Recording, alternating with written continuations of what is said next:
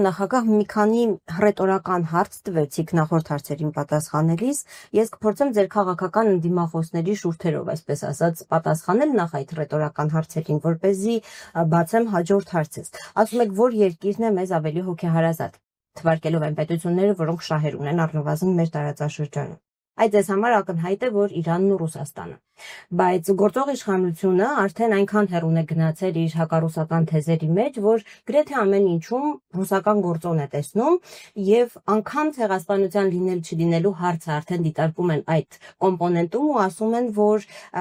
պատահածը մի մեծ բան չէ, մեծ հաշվով արդեն սա կարող ենք դուրս բերել հայտարարություններից։ Պատահածը մի մեծ բան չէ, ավելի շատ ռուսներն են սադրել թշնամանք հայերի եւ թուրքերի միջեւ, քան այն գոյություն ունի իրականում, եթե ուսումնասիրենք պատմությունը, այս թեզերը արդեն կան։ Այսինքն նրանց պատասխանը ձեր տված հռետորական հարցերին հեչ էլ միանշանակ չէ, գուցե մեզ ավելի հոգեհարազատ է հենց Թուրքիան։ Վերջում պարզվի եւ ներեցեք հարցս այնուամենայնիվ ձևակերպեմ, այս հակառուսականության գեներացվող ատելության ֆոնին ձեզ շարունակում են մեղադրել Հայաստանը Ռուսաստան-Բելարուս միութենական պետության կազմեցնելու մտադրության համար։ Կարող եք սպառիչ պատասխան տալ, հաշվի առնելով ձեր հայտարարությունները, որ այսօր էլ արդեն կրկնեցիք Ռուսաստանի մասով։ Ի վերջո սուբյեկտայնության ինչ մակարդակ եք պատկերացնում Հայաստանի համար, եթե նորից իշխանությունը լինի ձեր ձեռքում, եւ ոնց եք պատասխանում այդ թեզերին։ Այն ինչ որ իրենք անում են մեկ նպատակով, իրենց գաղափարական մոտեցումների համար հիմքեր են ստեղծում, որովհետև իրենք տեսնում են, որ այնուամենայնիվ մեր ժողովրդի մեջ խորը նստած շատ պատկերացումներ կա եւ պատմական իրադարձությունների վերաբերյալ եւ մի շարք հարցերի շուրջ եւ փորձում են հենց տակից քայքայել այդ պատկերացումները։ Նպատակը սա է։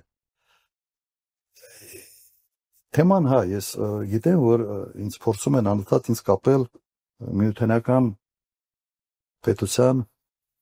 միանալու թեզը։ Եթե չեմ սխալվում, միութենական պետությունը ստեղծվել է 99 թվականին, հիշելով։ Ես նախագահել եմ մինչև 2008 թվականը։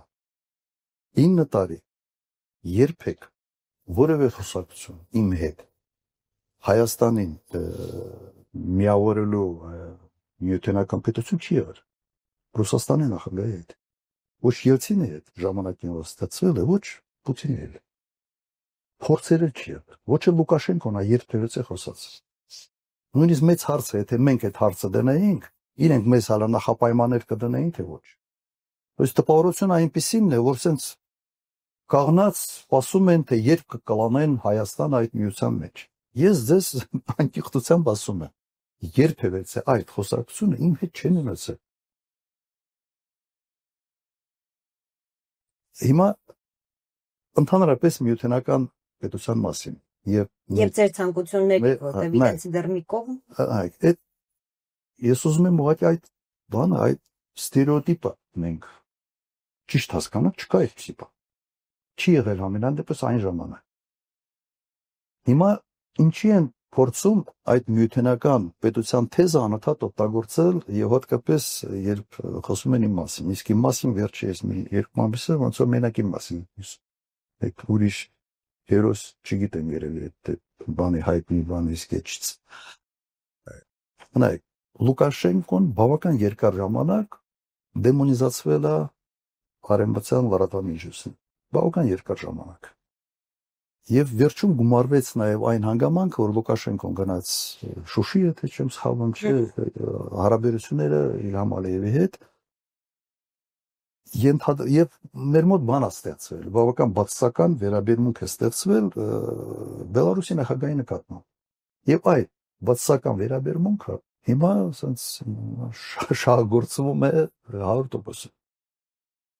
Դրա համար էլ միշտ անընդհատ է թեման շոշափում։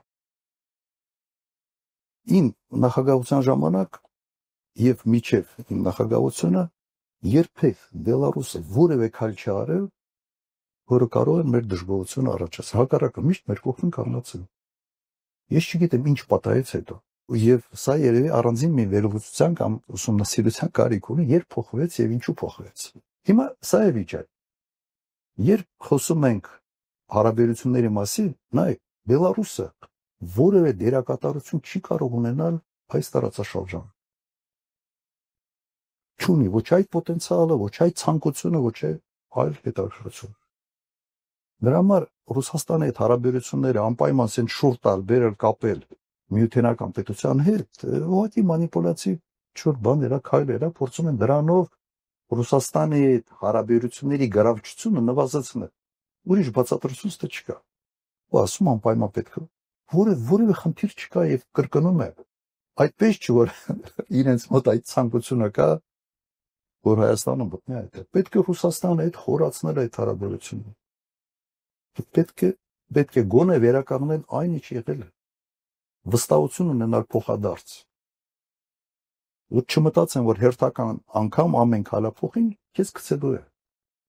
մեծ պետությունների հետ չի կարելի այդպես վարվել չկա թեզերից մեկին չանդրադառնալ պատկերացրեք Էստոնիայից խոսած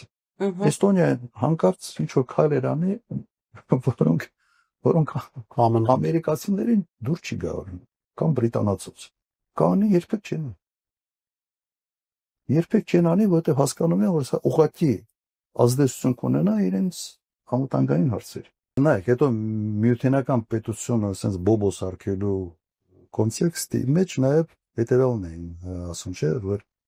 համեր ինքնիշխանության կորուստ եղել է հիմա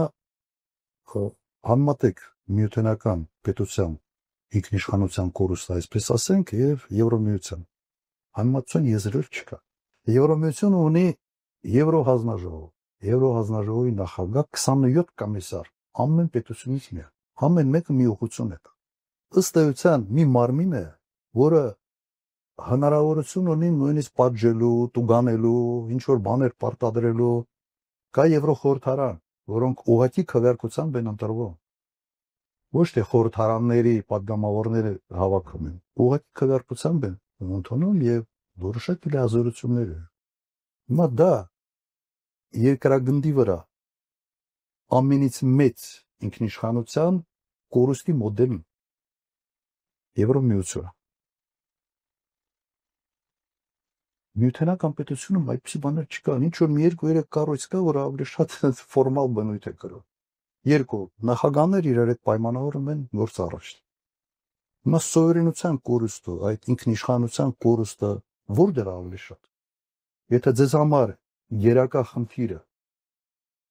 ինքնիշխանությունն է Եվրոմիությունից ինչքան հեռու մնաս ինքն դա բայց այդ միությունը ասես կամավոր միություն է մարդիկ շահերը հաշվել են տեսել են որ այսպես ապրել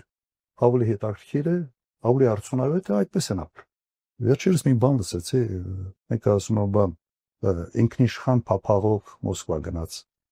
ոնց հետաքրքիր նախադասություն էր ինքնիշխան փափաղը իսկապես ինքնիշխան կոստյումի վրա իշխող քաղաքական վերնախավի հայտարարություններից կարելի է դուրս բերել այդ թեզը որ ավելի շատ ռուսներն են սադրում ատելություն թուրքերի նկատմամբ քան պատճառներ կան իրականում պատմականորեն մենք այդքան խելք չունենք ինքներս հասկանանք թե մեր հետ ինչ է պատահել եւ Ռուսաստանը մեզ պիտի ատելություն դուք որտեղ եք նկատում